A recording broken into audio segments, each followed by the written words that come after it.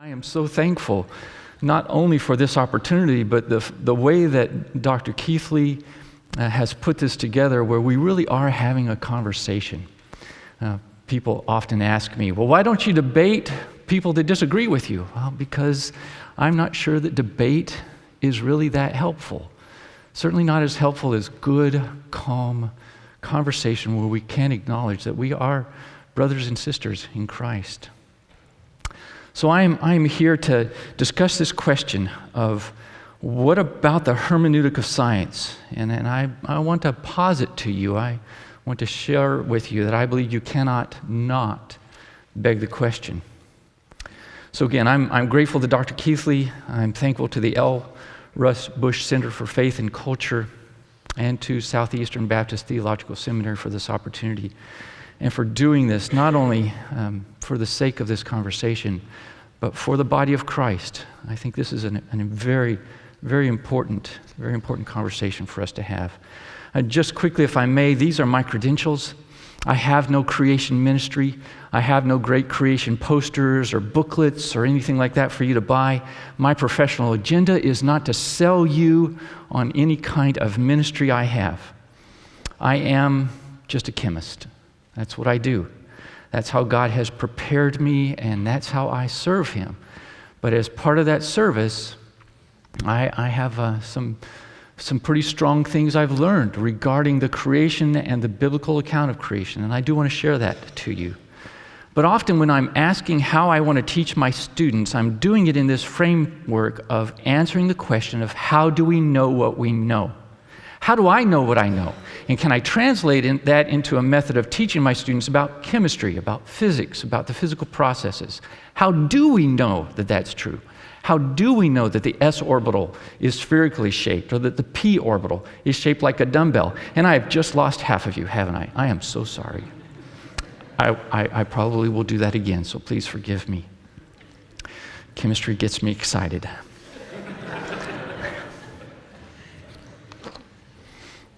I also want you to know that these are not the views of anybody but Ron Marks. So if you need somebody to blame for this, blame me. So the issues we are addressing are often the source of confusion, misrepresentation, anxiety, and a host of other responses. Now, Dr. Albert Mohler, in addressing something similar to this, he quoted Oliver Wendell Holmes, and it's a very interesting quote. Oliver Wendell Holmes is attributed to have said, "I couldn't care a fig about the simplicity on the near side of complexity, but I would give my life for the simplicity on the far side of complexity." Yeah, I know. That statement alone makes me think of some complexity. And it simply means this. By the way, I'll refer you to Dr. Al Mohler's website. You can look it up, listen to the rest of that sermon or that speech. I highly recommend it. I also understand that he was just here giving the Drummond Bush lecture just recently, where he addressed some similar topics. Very good. Well, the dominant view in our culture is simply this, that our universe is extremely ancient, that the universe is 30 plus billion years old, that it is very old, and that to understand that, you need to be on the far side of complexity. You need to have obtained the simplicity that's beyond the childlike, childish simplicity that's on the near side of complexity. This truth was developed free from bias. This understanding is supported by the abundance of evidence. It is informed, it is mature, it is deep. If you disagree with this, you hold a contrary position, then you're on the near side of complexity. You've chosen for one reason or another to simply ignore the evidence that is there. Now, why is this the case? Maybe more importantly, is that a true characterization of these two positions? Do those who do hold to a 30 billion year old universe truly hold the high ground when it comes to being on the far side of complexity? Or could someone hold to a young earth, a young universe, and also be on the far side of complexity? Does anybody recognize this? Don't feel bad if you don't. It's a computer-assisted image of a rotavirus. This is that little thing that you will get that will cause your intestines to turn loose. We sometimes call it the stomach flu, but it's not really a flu. It's just the result of the activity of this virus in your body doing what viruses do so well. Now, viruses are, we're still kind of debating whether they're truly alive or not, but they do like to go in and take the host, take a part of their genetic material and take a part of the host's genetic material, and they apply it both together. And in the process, the virus itself kind of changes as it goes along. That's why you can catch the flu one year, and the next year you can catch the flu again, because it changes enough as it goes through the human population that by the time it comes around again, your body's immune systems are completely unprepared for it. So the virus changes as it goes through its activity that it does. Some academicians also consider this to be a virus. Well, okay, not the image, but the idea, the concept, is considered to be just like a virus. It is communicated through a process of passing along an idea that morphs through time and is actually changed by the very process of it being changed.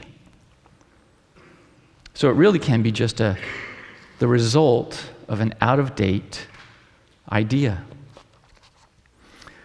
So this idea of a self-replicating concept itself, spreading through culture, has a name. It was developed by a man by Dr. Richard Dawkins. Came out with his book, publication of his book, The Selfish Gene. And he proposed some kind of tool by which culture transmits ideas, and this meme was proposed. Now, it was quickly adopted and then rejected by the scientific community, primarily by anthropologists and sociologists who said, not so fast, Dr. Dawkins. There are already well-established mechanisms by which culture translates its ideas. We don't have to blame it on a meme. I still find it kind of interesting that this concept of a meme, though, has been morphed and changed so that now the meme itself means something it didn't used to mean, which means it has been a meme. Yeah. Welcome to the far side of complexity. This is fun, isn't it? I love Velociraptor, by the way. Hey, Velociraptor is just kind of fun, even the name itself.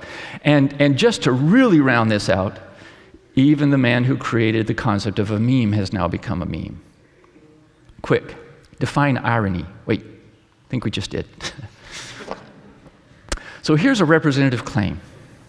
One could say that this is a meme, or maybe not. So if we test this claim, if we look at it as a truth hypothesis, as a truth statement, we would have to step back and say that this statement as itself really exists on the near side of complexity. If we move to the far side of complexity in our simplicity there and understand this statement, we would have to disagree with it. First of all, because not all secular academics would believe this. Anthropologists would disagree with it. Many great philosophers would disagree with it. For example, John Polkinghorne, John Lennox, Alistair McGrath, just a few folks who would disagree with this statement. To become less wrong, we would have to change the wording where it says we talk about religion and we talk about religion and science and change that to mean Christianity. Because not all religion would disagree with science or conflict with science. The reality is that only in the modern Western view of a dominant Christian view has science and Christianity had some conflict. So to be correct, we would have to be more precise with the words that are here. Now, intellectual Darwinism has taken Marx, Freud, Kant, and others and have identified that as contrary to the religion, to Christianity. And it has said that even this concept of religion and Christianity is the product of evolutionary processes. Is that true? This view has impacted the very manner in which science conducts science. It cannot not beg the question. It could be labeled under many things. You might call it logical positivism, you might call it reductionism, or more broadly, we could simply identify it as scientism. But it is still a view that exists.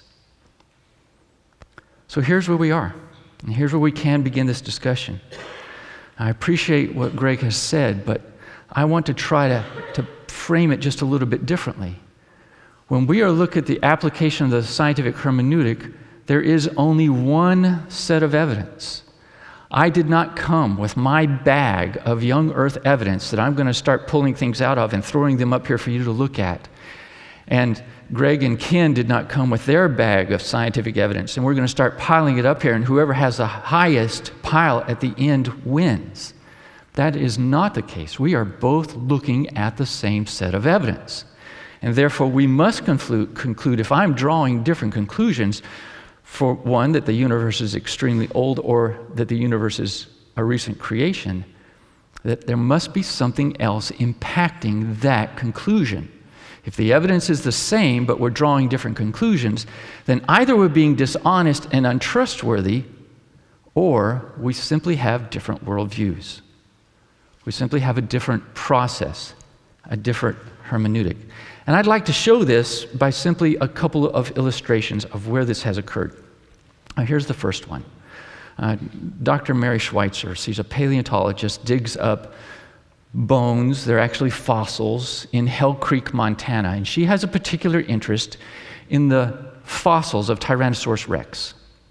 Now, her fossils, let me just remind you that fossils are organic material where all of the organic material has been replaced by inorganic material. So when we pull up a fossil, we really are talking about a rock. It's a stone. There shouldn't be any organic material left. Well, she would cut these open, and she would take them and put them under a microscope and look at them, because you can get a lot of detailed information from the bone itself. The process of permineralization captures fine details. And she could look at the bones and say, oh, here's an animal that was malnourished, or here was an animal that suffered from some diseases. But she noticed that as she cut them open, that they smelled funny. Now, rocks aren't supposed to smell funny, and they're not supposed to smell like dead bodies. But that's what she said.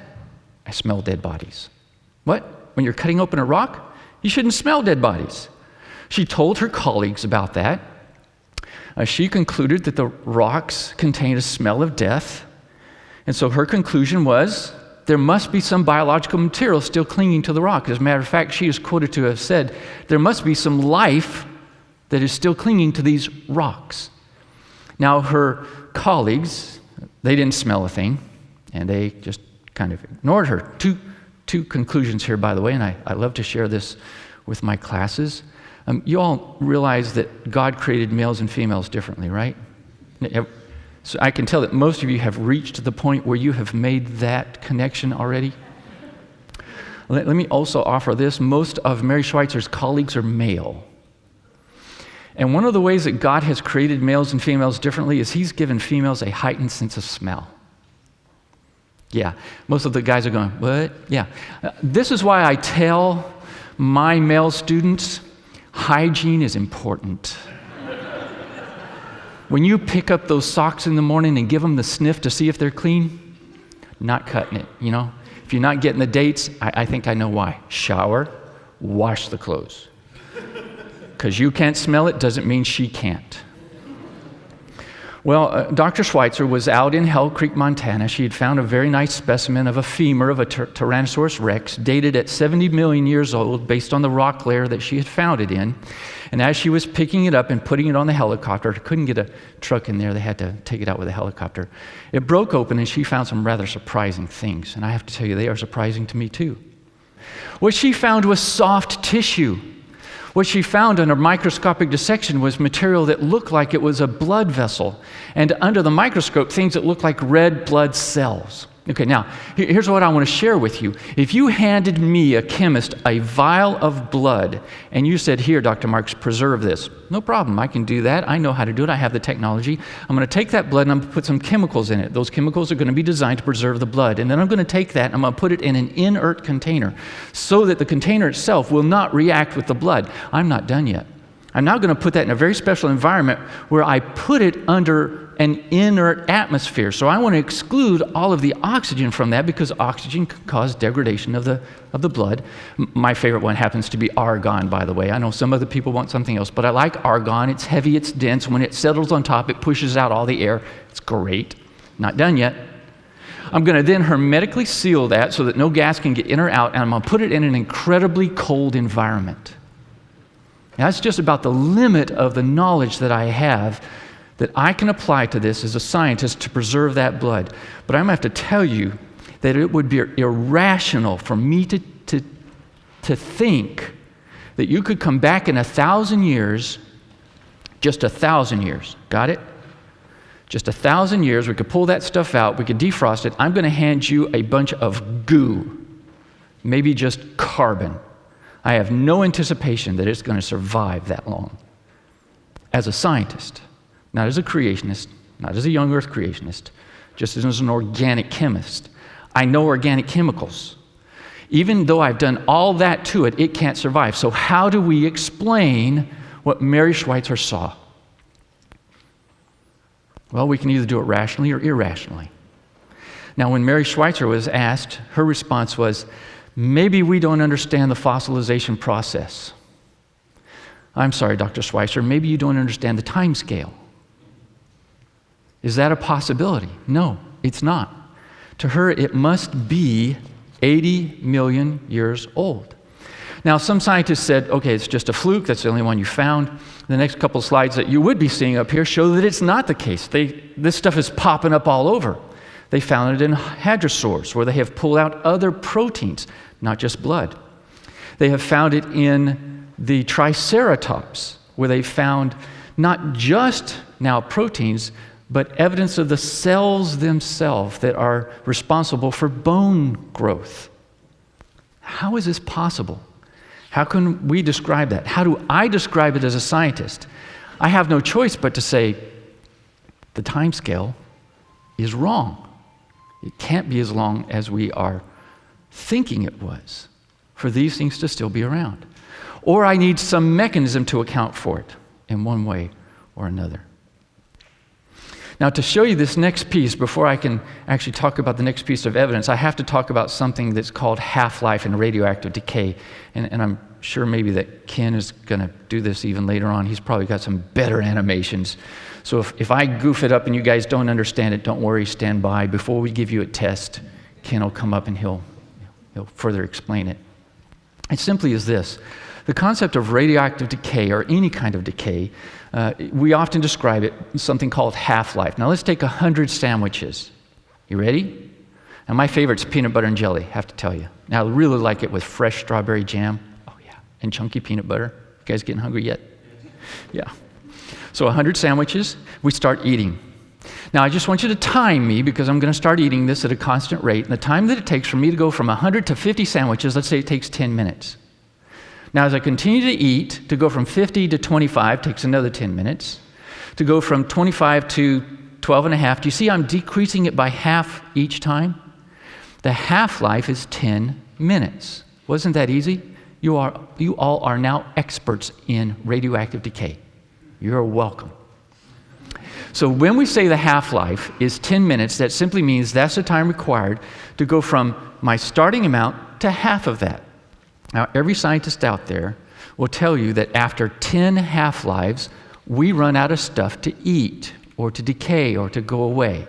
That's just the generally accepted amount. So once 10 half-lives are gone, there are no more sandwiches. They're all gone. We ate the last one. We can't stick around and wait for another one to show up. It's done. So 10 half-lives. So as an example, some scientists took some DNA, they took fossils that they found some evidence of DNA in, and they dated these using radiocarbon or radiometric, not radiocarbon. Well, actually they did, I'm sorry. They used, these were boa bones that were very old.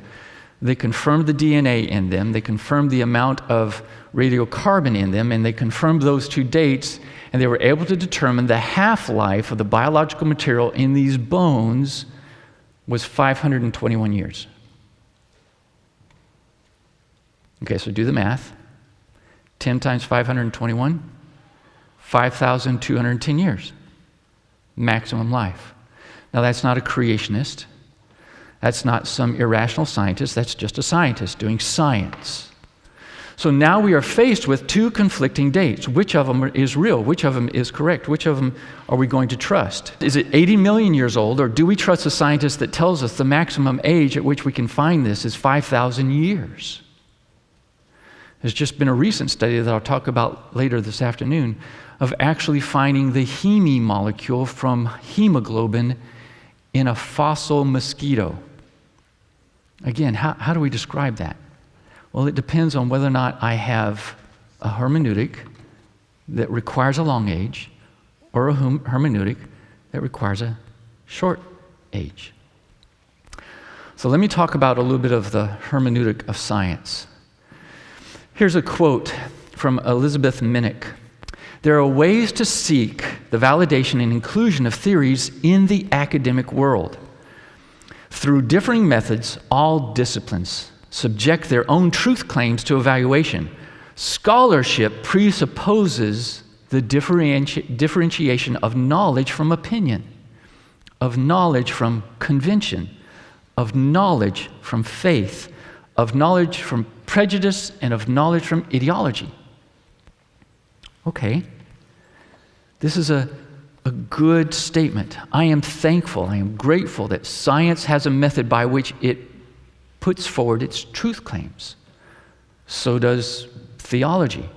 So do other disciplines. So I'm going to step back now and look at one of these events that we find in Genesis and the account of Adam and Eve before the tree. Now I want to give a nod and a thanks to Pastor Greg Stykes, who is from Bethany Bible Church in Henderson, North Carolina, and a former student, maybe still a student, of Southeastern Baptist Theological Seminary. He has been great help in informing me on some of this knowledge. In Genesis 2:16, we see that God says, "And the Lord God commanded the man, saying, You may surely eat of every tree of the garden, but of the tree of the knowledge of good and evil you shall not eat, for in the day that you eat of it, you shall surely die." And then the Lord God said, "It is not good that the man should be alone. I will make a helper fit for him." Then in Genesis 3, we read the account of the serpent and Eve discussing what God said. And the serpent said to the woman, "You will not surely die. For God knows that when you eat of it, your eyes will be opened and you will be like God, knowing good and evil." So when the woman saw that the tree was good for food and that it was a delight to the eyes and that the tree was to be desired to make one wise, she took of the fruit and ate. And she gave some to her husband who was with her, and he ate. Now there is a huge amount of theological knowledge there. But I have to tell you, maybe you can take it as a confession, however you want it. I used to look at this and think, wow, mankind didn't understand good and evil until they actually ate from the tree. There must have been something mystical about that tree. Maybe there was something mystical about that event. But God had set there a method, a process for us to come to an understanding of good and evil, and we didn't achieve it till we got there. I was wrong. I was quite wrong. Clicker. This one? Okay, thanks. Here we are. What we see is that long before Adam and Eve partook of that fruit, they knew good and evil. Do you see that? God had already established for them right and wrong, moral and immoral, good and evil, when he said, "It is not good for man to be alone." Right there it is. Good and evil is established. When he said, "You cannot eat of the tree," well, he's telling them right and wrong. They didn't have to wait till they got to Genesis 3 when they were tempted. So what truly is happening here? What we see is a crisis of authority. We have a choice of either allowing God to be the source of truth, the source of knowledge, the source of good and evil, or we can say, "I want that for myself. I get to be the arbiter of truth." This crisis of authority has come through to us and stands in us, often unacknowledged. We don't even know it's there, but it operates in us all the time. So we see here the design of truth above reason. But in our fallen human state, in the sinful world, that becomes corrupted. and reason trumps truth. This is what we see revealed even in Genesis 3. This is not a creation of Darwin. This is not something Richard Dawkins came up with. We're all guilty of this. So our own hermeneutic, when we do science, when I'm looking at the fossil of a T-Rex, I am often completely unaware that I have this hermeneutic inside of me. And I don't even know that I want to be the arbiter of truth. I don't want God to be that arbiter of truth. Maybe you've seen this picture before. It's fascinating both in its composition and also its location. The School of Athens in the, it's in the Vatican. It's not in the, there's a chapel. It has a name. Thank you. Sistine Chapel. By the way, you guys, you just got to experience what my students get at least on a daily basis. Across from the Sistine Chapel. And in it we see all of these great figures from history. I want to focus on the two in the middle here. So here we've got a couple of gentlemen, one pointing up toward the heavens, the other one kind of pointing or measuring out towards the earth. The one on this side is Plato. Plato is saying, we get truth from the external, from the forms. Anything that we see here we have to interpret because it doesn't accurately represent what is beyond us. Truth comes from beyond. Aristotle, his disciple, said, no. Empirical study can give us truth. Science had its start right there. Even though we often don't acknowledge it or know it as scientists, empiricism is our foundation. And this empirical method of finding knowledge has come on to us today, where we establish truth based in this crisis of authority that we are unaware of, saying that my truth can come from simple understanding of the facts as I determine them from experiment. It goes on from there. Two other gentlemen, Augustine and René Descartes. When they applied the same context to understanding God, they did it in two totally different ways.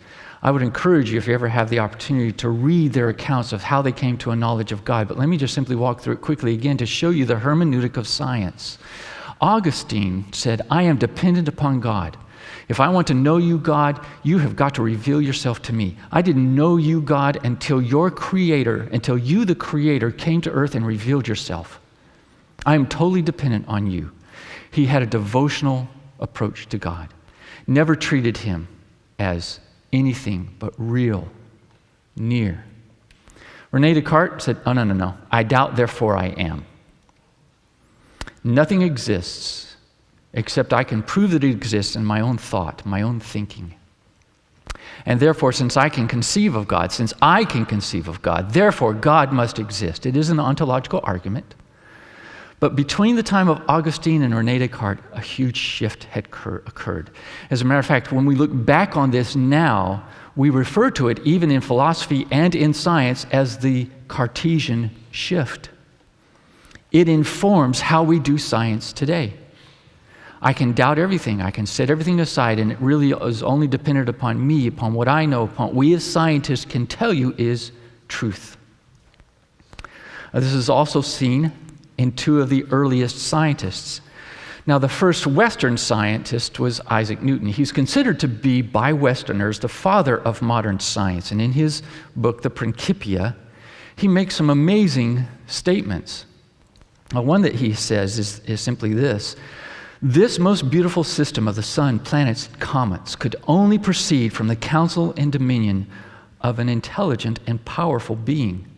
And if the fixed stars are all the centers of other like systems, these being formed by the like wise counsel must be all subject to the dominion of that one. And he says that this one who created them is to be called Lord God, universal ruler, in the book that scientists often claim to be the first book of modern science. Now, he was actually preceded by Ibn al-Haytham, who was a Muslim scientist who really came up with what we can document as maybe one of the earliest forms of the application of the scientific method. I happen to believe, along with Dr. George Schweitzer of the University of Tennessee, that he got it from the Hebrews. So this is where we are today. All of this is distilled down into the current scientific hermeneutic, methodological naturalism. Science says you cannot have revelation. Everything that we know is truth must come from my understanding of truth. When we're speaking of nature, when we're speaking of scientific truth, there is no God, so I can neither address him or unaddress him because he's unaddressable. He's actually uninteresting when it comes to science. All of our human authority is a natural thing. It's not something that was given to us. And anything that is non-science is really unimportant or uninteresting. And if we have to invoke Foucault, we would have to agree that any kind of truth claim is a power claim. This is where we are with science. This is the hermeneutic that our science has had. This is the change. And I have to be aware of this when I'm assessing scientific statements. I really need to be aware of this when I'm assessing any statement and question whether or not I am seeing it from the right perspective, whether my crisis of authority has informed me or not. Okay, so if I may, let me just walk you historically through this. So we can see, as early as 500 BC, we can see evidence that truth was seen as dominant over reason, yet as time occurred by the time of Plato and Aristotle, by the time of the Greek influences, truth and reason started to get kind of mixed up a little bit as far as preeminence. And then along comes the Enlightenment, René Descartes, and they are totally flipped.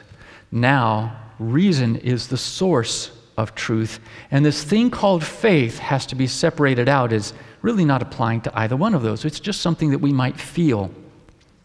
And then by the time we get to modernism and even start into what comes after that, when you think of Søren Kierkegaard and his statements of real valuable things require you to close your eyes and take a leap of faith, he further separates faith out into something that's almost irrational, which is tragic, because there is nothing more rational than true faith. And then postmodernism today, and I'm just going to have to say, dark matter makes my head hurt, as does string theory. Not sure that those don't cross over into much or part of the postmodern approach to science. This is where we are. We have a bias. A bias produces divergent opinions, not facts. Let me quote that first science, Al-Hathayim, if I may, that first scientist. He said this back in 1000 AD. Truth is sought for its own sake. Finding the truth is difficult, and the road to it is rough, for the truths are plunged in obscurity. God, however, has not preserved the scientist from error and has not safeguarded science from shortcomings and faults. If this had been the case, scientists would not have disagreed upon any point of science. So the very disagreements that exist in science are indication of our failures. We aren't perfect. If I may, let me walk you through one more example of this. So here is a brilliant man, holds the Lucasian chair of physics, or he did until recently, which is the similar chair held by Isaac Newton. He made this statement: I've lived with the prospect of an early death for the last 49 years. I'm not afraid of death, but I'm in no hurry to die. I am with you there, Dr. Hawkins. I'm not afraid of death either, but I'm in no hurry to die. I have so much I want to do first. Me too. I regard the brain as a computer which will stop working when its components fail. There is no heaven or afterlife for broken down computers. That is a fairy story for people afraid of the dark. Now, this is a scientist speaking scientifically. No, he's in the well. And he doesn't know he's in the well. He is suffering from not being able to see the horizon. He's suffering from denying the contribution of any other discipline to this concept of brain and afterlife. He would completely deny. that theologians can address this issue, that Christians have an answer that he is refusing. And contrary to what he may say, even though the brain does computational things, it's not a computer. And even though the brain will die, that's not the same thing as breaking your computer. If it was, we'd just go out and get a new one or get Windows 8.1 or something. I don't know. I'd probably have a Mac if I could afford one. It's great. And regardless of what we may say, denial is not the same thing as proof, though at times we would like it to be. So when Richard Dawkins in his book makes this truth claim, we have to ask, is he being scientific or is he suffering from a hermeneutic? Is evolution a fact? Is it beyond reasonable doubt a fact? Is it beyond sane doubt a fact? Is the evidence for evolution is at least as strong as evidence for the Holocaust, even allowing for eyewitnesses or no eyewitnesses for the Holocaust? Are there any reputable scientists who dispute it? Well, according to Richard Dawkins, if you interpret the evidence as 6 days of creation and the world's only 6,000 years old, then you are no different than a Holocaust denier, and I probably think the world's flat. Let me just put you all at rest. The world's round. I'm absolutely convinced. And I'm absolutely convinced that the earth circles the sun, not the other way around. But just as an example, just to show you how this hermeneutic has occurred in Richard Dawkins' statement, let's just apply a different set of words. Let's do a substitution. So all I'm going to do is take his logical argument and place a set of words in it. Those of you who are familiar with the events of Galileo and the church will recognize that just the structure of the argument doesn't make the argument real. The hermeneutic that Richard Dawkins has applied here is not a good hermeneutic, but it does show us his hermeneutic. So even though we may think we have facts, we have to recognize that even these things that we call facts are the product of a worldview. So let me just take you to this example. Carbon-14 decays by a radioactive process that has a half-life. Remember our discussion previously about right?